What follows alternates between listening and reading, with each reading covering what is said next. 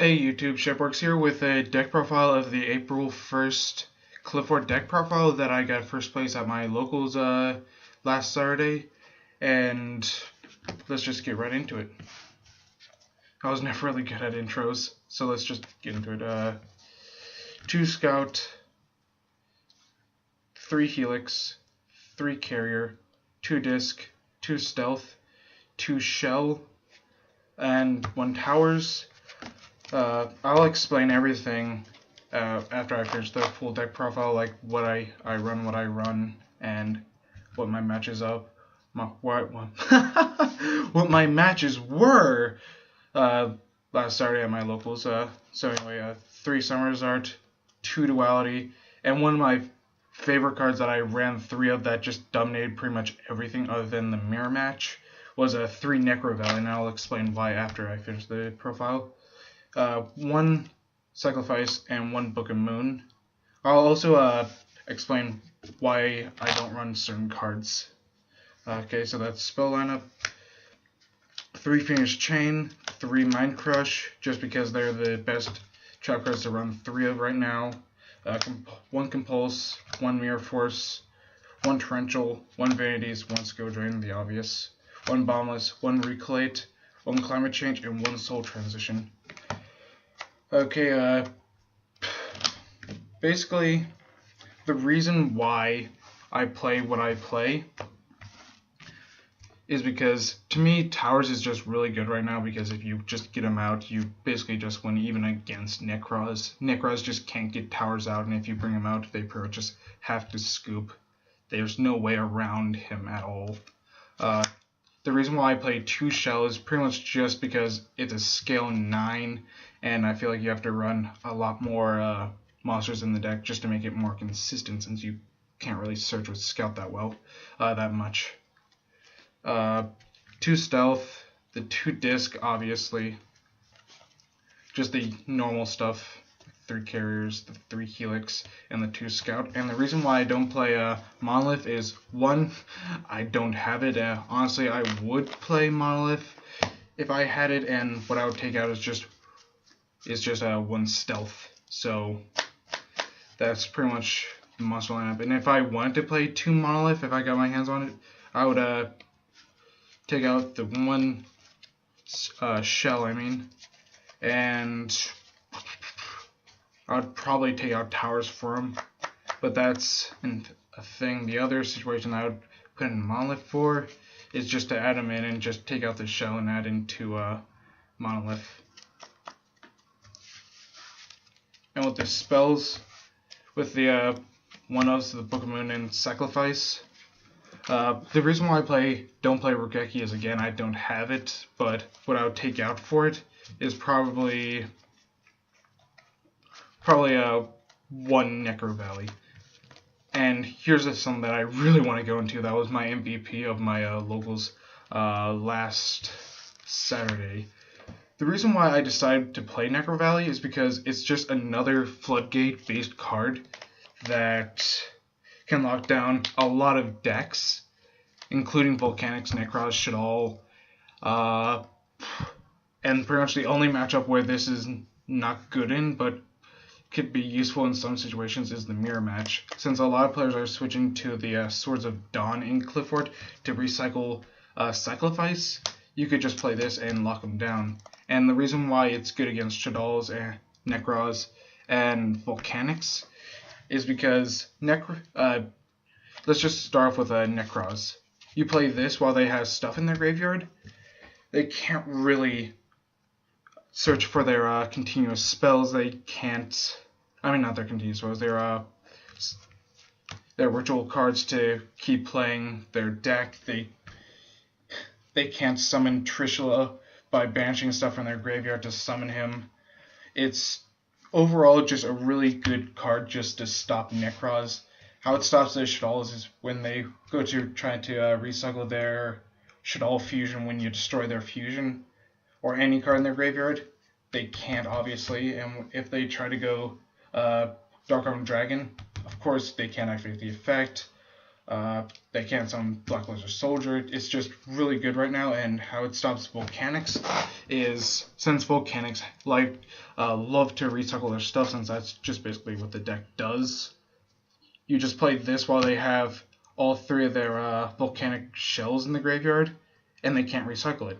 Yeah, yes, they can destroy the field spell and keep playing, but that's why you run 2 to 3 of them. It pretty much is just a really good card, and the only matchup that it's bad against is the mirror match, which you're going to side it out anyway. So the 3 Necrovalley and the 2 Pod Dualities and 3 Summers are the usual stuff, yeah. And with the traps, let's start off with Soul Transition. I would run 2 of these again. What was it? Yeah, I would play 2 of these, and what I would most likely take out for it to play the second one would probably be the 1 Mirror Force. And the reason why I don't play 2 Mirror Force is, funny thing is, even though it is a common, I do not have a second one, so I play 1, and honestly I feel like the draw power is better than the Mirror Force right now, since you play so many things to prevent their plays anyway.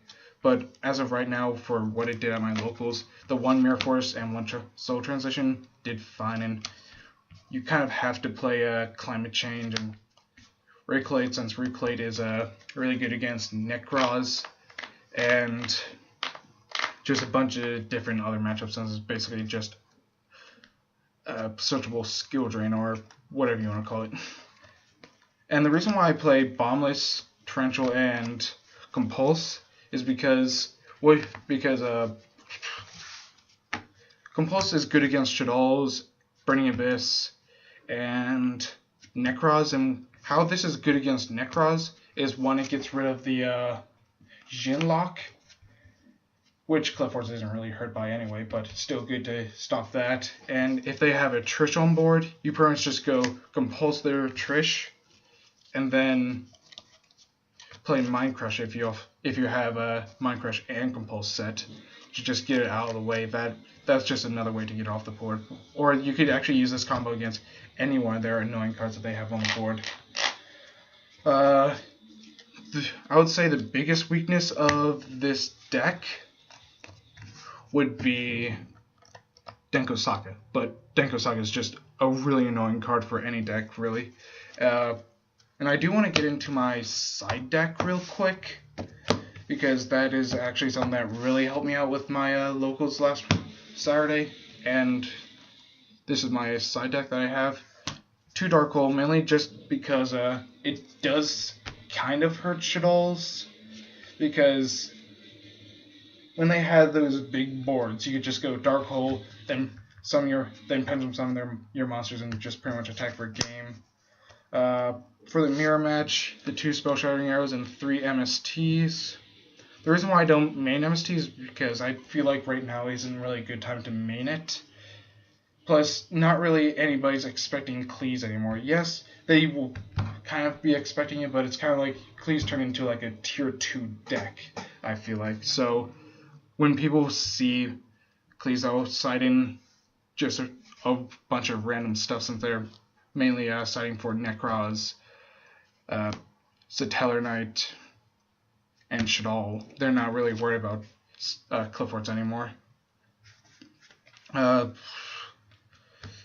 traps of the side deck, let's go 2 Shadow Imprisoning Mirror, good against Burning Abyss, Shaddolls, whatever, obvious. The reason why I don't play 3 is because 1 Room, and I also play Soul Drain, because Soul Drain does hurt a lot of other things, like, what was it called, Volcanics. It hurts Volcanics, it also hurts, it's pretty much just a really good universal card with a lot of different matchups right now.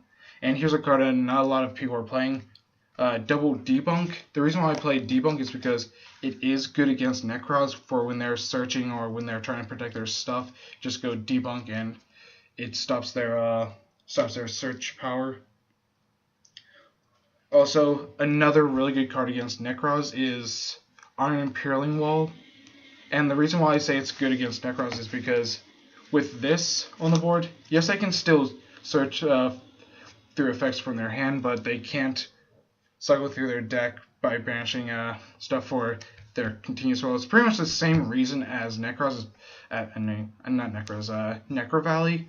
It's pretty much just a trapped Necro Valley for me, pretty much. Does everything the same thing, and if you stop them from banishing, they can't really do anything. Plus, I like this type of floodgate because you could just go standby phase, flip this up, and if they have a Dinko Suck in their hand, it's pretty much useless since this is already face up in their standby phase. That's why I also like Necro Valley, it being just like a card that you just play out of nowhere. So, pretty much the side deck just pretty much looks like this, just to show it out.